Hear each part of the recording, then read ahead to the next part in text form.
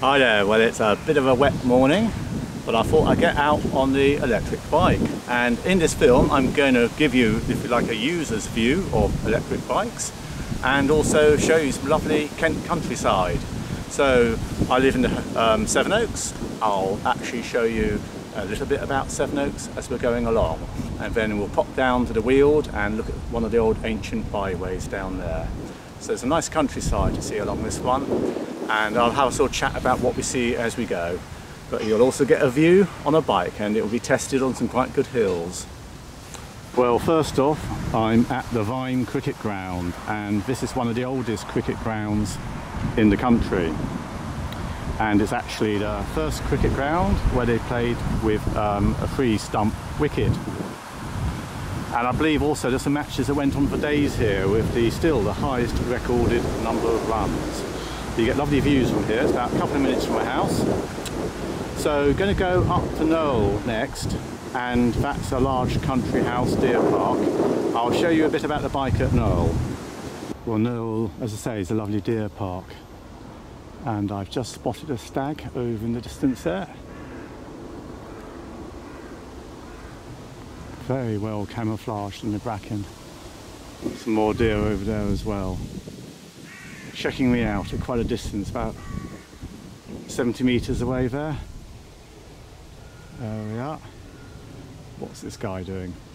Well, today my mode of transport is an e-bike, so that's a bike that's got basically a motor and a battery. And what I like about it, I live in a very hilly area and it just walks up hills. I mean, you do have to work, so it's not, you know, it's not a walk in the park. You still have to put the effort in, but it does give you, once you start pedalling, you get quite a lot of assistance, and there are various modes you can put it on to get more or less assistance. And it has a pretty stunning range as well. I mean, even on its more aggressive mode, which is like a sport mode, it will easily do 30 or so miles. And I mean, I did 25 miles the other day, and it still had a lot of power left in it. For those of you who like the technicalities, it's a Bosch Performance Line CX motor, and that's one of the slightly more powerful. It's 250 watts, and it has a battery, looks a little bit like a drink bottle, but it's a bit bigger, 500 watt battery. Now that's basically the main thing. The bike itself, it's a fairly standard, it's a cube as it happens. I mean, it's a nicely designed, comfortable bike.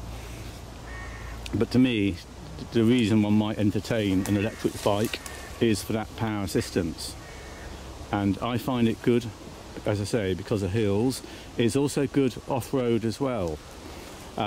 You do have to watch your motor clearance if you're doing something a bit aggressive, but it is, you know, if you get stuck in mud and things like that, you really can climb quite muddy trails on it. So it opens up all sorts of possibilities.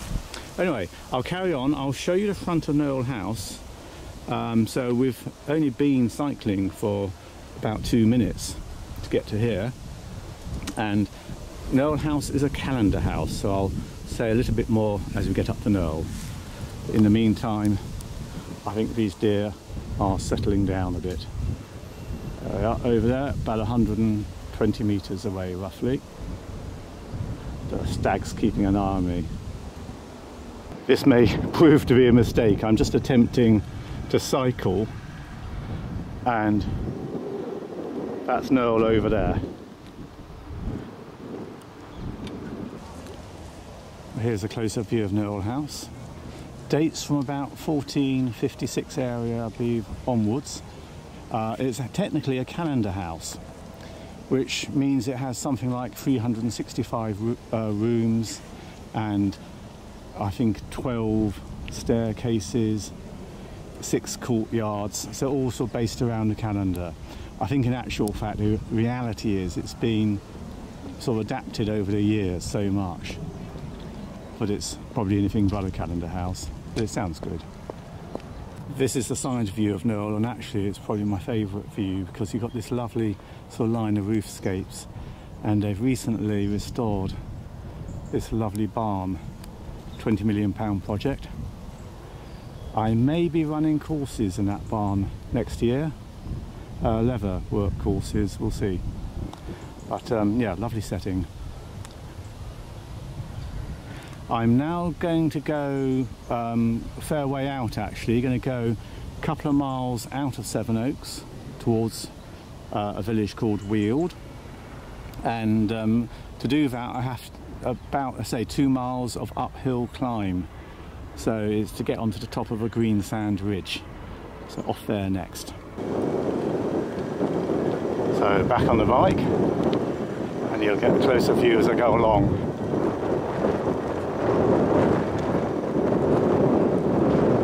The bike actually doesn't make a bad camera platform.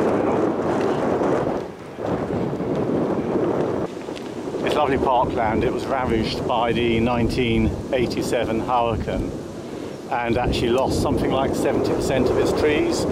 So you'll still see a lot of the trees lying around, and some of them are lovely havens for woodpeckers and other wildlife. Love getting all the insects out of them.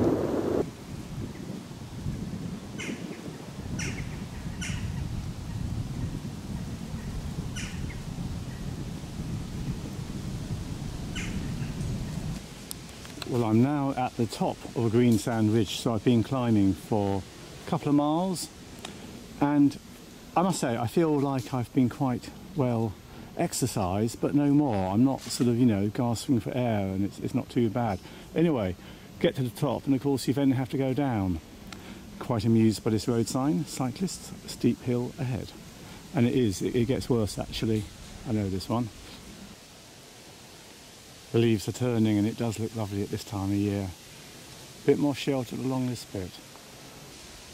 A couple of things I particularly like about the cycling. Firstly, we're at ATB, you can go off-road, which is great. And it's little things you see. So I mean, just as an example, at this time of year, the chestnuts are falling and you see them on the road. They're acorns in some areas. So I have to gather up some chestnuts and pop them on the fire tonight. I wouldn't dare drive down a narrow lane like this, really, because it's full of bottlenecks, but it's lovely to come and cycle down. So really are getting the benefit now of the lovely countryside and having done some climbing up the hill as well. Yeah, so on the bike you've got a little control panel and it tells you what range you've got and what speed you're doing and what battery, etc. So it's quite useful. And you can put it, as I say, into these different modes. So if I actually go completely down, you can have it off, and frankly it then becomes quite a heavy bike. Not ideal, but you could get home on it. Eco, it has a sort of massive range, what, 58 miles at the moment, but it's harder work. It's probably, you put in 1 unit of energy and you get about just over a unit back. You can put it into tour mode. See, the range goes down as you go up. That's quite a nice one for general sort of ordinary cycling. Once you hit hilly areas, I pop it into sport, and you can see the range is now down at 21 miles, or even into turbo if it's a particularly aggressive hill, and that's 18. In something like turbo, I think you're getting about 4 units of power back for every unit you put in, so it basically makes you a bit like a very good Tour de France cyclist. But it does mean you can climb hills you wouldn't perhaps normally manage to climb on a standard bike. Certainly I know hills around here I've done on a carbon fibre bike with absolute lung busting, you know, trouble. But on this bike I know I can sail up them. I have to work hard, it's still a challenge, but it's nothing like, you don't work up the real sweat or the real lung busting. There you are. Anyway, it's all worth it. You get these lovely views. So yeah, definitely all worth it.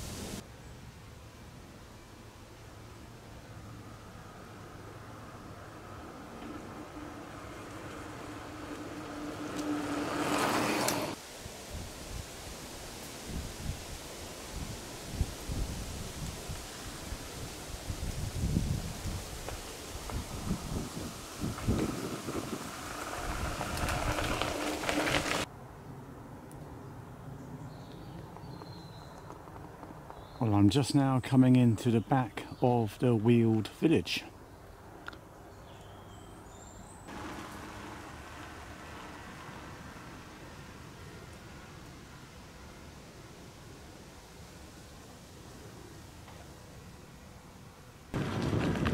as you cycle the electric bike, is actually quite quiet. I'm under power at the moment, so I am going up a slight gradient, and you get like a little whine, but not much more than that. I think my front disc needs adjusting.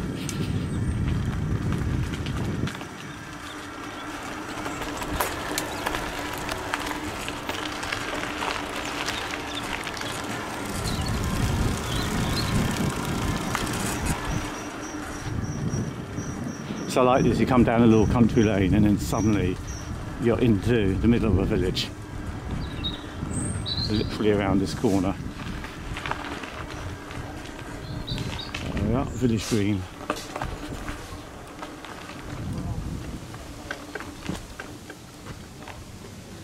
And quite a nice village sign. There's a chap with a pickaxe and a railway line, and I think that's because near here there's the Sevenoaks tunnel, which was dug out in about 1865, I think. It's a long railway tunnel and it connects Sevenoaks through to down to Tunbridge. So just around, I think it's around next corner, we suddenly get this little byway.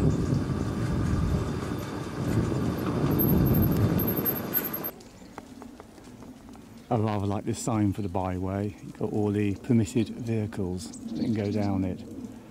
And this one's a particularly nice one because it's got, well, it's quite wide, you'll see in a minute. I'll try a little bit of one-handed cycling. You can test out my camera stabilisation. It's surprising because you can imagine this.